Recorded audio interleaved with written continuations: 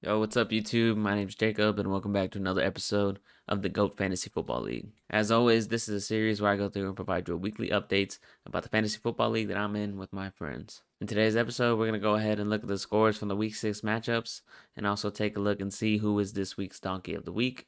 If you have been enjoying this series so far, please don't forget to drop kick the like button and also click the subscribe button and turn the notifications on so you never miss another episode. That being said, let's go ahead and take a look at the scores, see who took a dub, who took a L, and let's find out who this week's Donkey of the Week is. Alrighty, starting things off with our matchup of the week from week 6, we had the comebacks going up against the cold-blooded Kylers, and Aaron won this one in a close one. It was a nail biter, came down towards the end. It was 125 to 120. What are you smiling about? Dude, I almost had you. You almost had me? You never had me.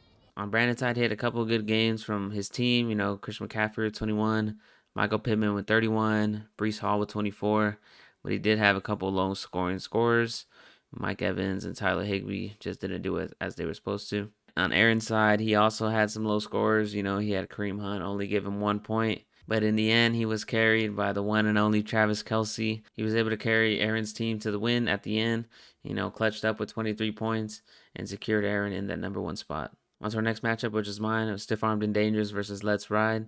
I won this matchup 119 to 88. The woes for Franco continue. That trade that he made, it didn't work out this week because Clyde only got him 3 points. But he did have Deion Jackson that he picked up from waivers.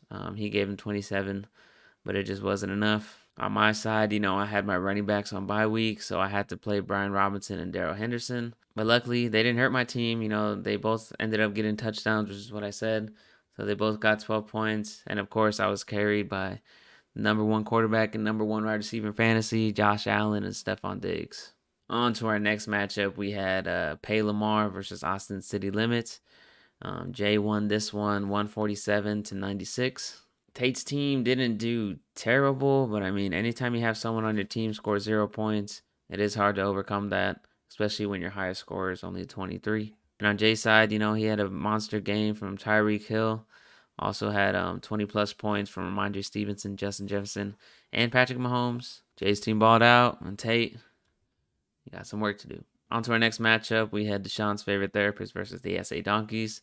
Larry won this one against Jordy, 131 to 89. On Jordy's team, didn't really have anyone special. He had Jalen Hurts as his highest scorer, tied with Joe Mixon. It was 16, but there's also a lot of single digits, which is always hard to overcome. And on Larry's side, he's on a little bit of a win streak, putting up 131 points, led by Joe Burrow with 37. Also had Dalvin Cook give him 18. And then he has a couple good games from the rest of his team as well. Congrats to Larry on the win. Let's go ahead and check out the last matchup. And in our last matchup, we had Anything Is Possible versus To Infinity and Beyond. Andres won this one 155 to 80. Damn. I'm sorry. Andres was our highest scorer of the week, and Moya was our lowest scorer. So this matchup was the biggest beatdown out of all of them. Andres had some monster games from Jamar Chase and Mark Andrews. The rest of his team also did really good. And on Moya's side, his team just didn't do very good, man. They definitely dropped the ball.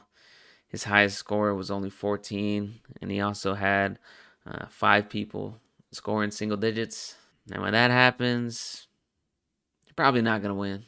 So since Moya was our lowest scorer of the week, he is this week's Donkey of the Week. And well, it's tough to see, but your team just didn't perform as you thought they were. Najee Harris finally got you a touchdown, but hey, it doesn't really mean much when I don't think the rest of your team even scored any. No, I'm lying. I think Amari Cooper had one, but Justin Herbert threw 57 passes and still couldn't throw a touchdown. Moya's definitely been down bad the past couple weeks. He dropped to 1-5. He had lost to Larry, who had never won a game, and then now he loses by 75 in this one. He's definitely going to have some work to do. Maybe make some trades, work the waiver wire. So Moya, either make some moves, or you better start prepping for that punishment, man. But yeah, here he is, this week's Donkey of the Week. Moya, To Infinity, and not beyond. Alrighty, guys, that's going to go ahead and wrap up this episode of the GOAT Fantasy Football League. If you did enjoy this episode, please don't forget to drop kick the like button. Also, go ahead and comment down below and let me know how your team did this week. Did you win? Did you lose? Did you tie? Go ahead and let me know. Also, don't forget to click the subscribe button and turn on those post notifications so you never miss another video. That's going to be it for me, guys. I will see you on the next episode when we go through the Week 7 matchups and take a look at the standings. Later. Daddy, chill. What the heck?